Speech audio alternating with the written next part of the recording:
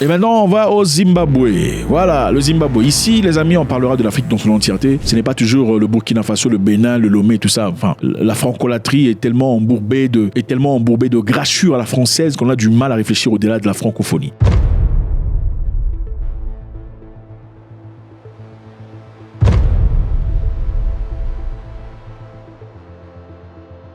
Les Émirats arabes ont fait un don d'équipements médicaux en valeur de 700 000 $, renforçant la capacité de soins d'urgence du pays et sauvant de vies à l'échelle nationale.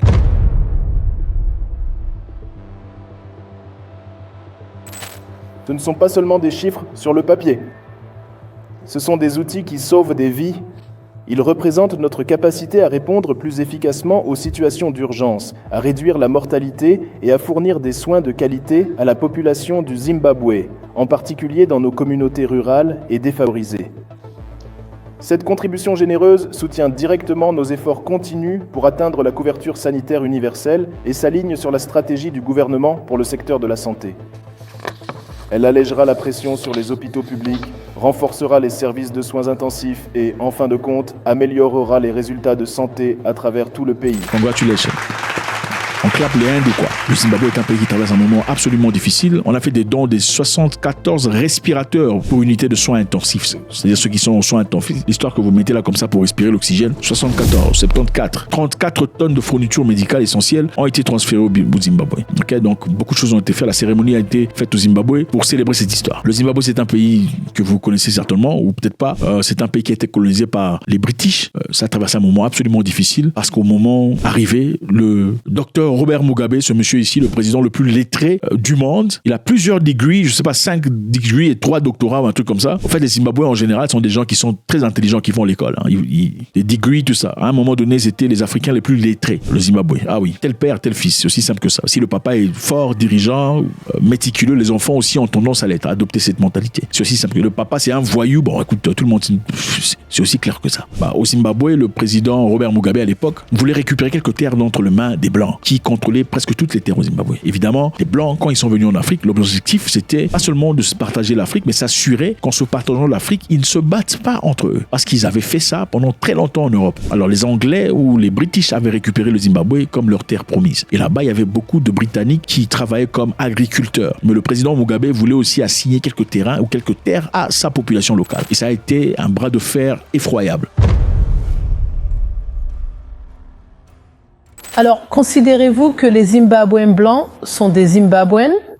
Ceux qui sont naturalisés et ont acquis la citoyenneté française, historiquement parlant, ont toujours été considérés comme des citoyens à part entière. Droite? Historiquement et de manière incontestable, ils occupent le territoire de manière illégale. Ils ont en effet confisqué la terre ancestrale de notre peuple. Et donc, le processus de réforme, plus précisément la réforme agraire, impliquait de manière impérative qu'ils devaient céder cette terre, la restituer à ses légitimes propriétaires. Nous avons d'ailleurs convenu de cela avec les Britanniques.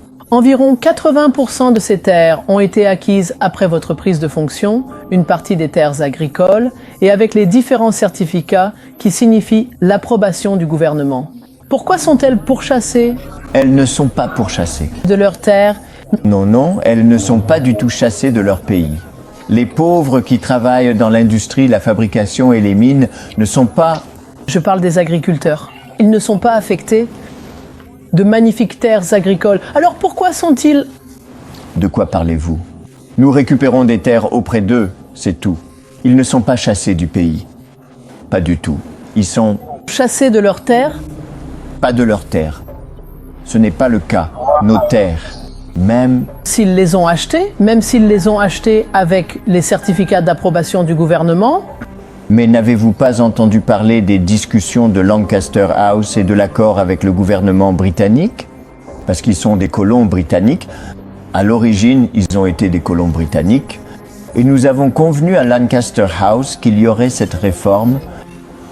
Mais ce sont des citoyens, n'est-ce pas? Et n'est-ce pas l'agriculture? Des citoyens par la colonisation s'emparant des terres des peuples d'origine, des peuples autochtones du pays. Comment tout cela a-t-il pu si mal tourner? Parce qu'à votre arrivée, il s'agissait de réconciliation. Ils étaient au courant. Ils savaient que nous avions ce programme d'acquisition et de réforme foncière. Ils étaient au courant. Mais qu'en est-il des Noirs? Et les Britanniques étaient au courant? Parlons des ouvriers agricoles noirs dont les maisons et les cabanes, qui travaillent sur ces fermes, sont détruites à coups de bulldozer lors d'une opération appelée « chasser les déchets ». Ce sont des personnes noires. Pourquoi sont-elles expulsées de leur foyer et contraintes de vivre dans des cabanes de fortune, des abris précaires et temporaires? Les ouvriers agricoles? Non, vous vous trompez à propos du programme Marambachina. Il s'agissait de bidonvilles, d'éliminer les bidonvilles, pas de se débarrasser des ouvriers agricoles. Cela n'avait absolument rien à voir avec les ouvriers agricoles. Les ouvriers agricoles, d'ailleurs, devaient se voir offrir 3 choix. Premièrement, ils pouvaient rester sur la ferme sous le nouveau propriétaire et continuer à travailler à la ferme. 2, s'ils étaient extraterrestres. On les accusait d'être des opposants. Fais-moi savoir. S'ils étaient étrangers, et la plupart d'entre eux venaient du Mozambique et de Zambie, ils pourraient choisir de rentrer chez eux, auquel cas nous discuterions du forfait qu'ils méritaient. Troisièmement, ils pourraient décider de quitter la ferme et va ailleurs. Et aussi, s'ils voulaient se réinstaller, nous pourrions absolument le faire, bien sûr. Monsieur Mugabe, et c'est notre programme de réinstallation. Le fait est que le pays est plongé dans un état assez dysfonctionnel selon tous les indicateurs internationaux. Ma question est la suivante. Regrettez-vous que près de 4 millions de personnes soient parties au cours des dernières années? 3 à 5 ans. Je ne connais pas ces chiffres, mais est-ce que tu regrettes? Parce que c'est la fuite des cerveaux. Ce sont les personnes qui ont contribué à faire du Zimbabwe le succès qu'il est devenu. En raison de la situation économique, les gens sont forcément amenés à quitter n'importe quel pays. Et ils n'ont pas seulement quitté mon pays, ils ont aussi quitté d'autres pays pour aller en Grande-Bretagne, en Australie et ailleurs. Permettez-moi de vous poser une question à propos d'eux. Et de toute façon, en ce moment, ils rentrent chez eux. Malheureusement, il a fait usage de force, chassant brutalement beaucoup de Blancs. Certains ont perdu la vie, d'autres sont partis en Afrique du Sud pour se réfugier. Ils ont été acceptés chaleureusement par leurs confrères blancs sud-africains. Ils se sont insérés dans la société. Peu de temps plus tard, les Zimbabwéens qui ont récupéré les terres au Zimbabwe au nom du nationalisme n'ont pas été à la hauteur de la production des Blancs qui étaient là avant eux. Beaucoup ont pillé leur propre argent, détruit leur propre business, englouti ce qu'il y avait comme ressources. En fin de compte, se sont retrouvés traversant l'Afrique du Sud, allant poursuivre les mêmes Blancs qu'ils ont chassés chez eux au pays. Incroyable. Alors, le Zimbabwe, depuis lors, a été sanctionné. Comme les Blancs sont généreux et solidaires, contrairement à vous, les Européens, les Américains, tout le bazar, ont sanctionné le Zimbabwe parce que le Zimbabwe avait chassé les Blancs chez eux.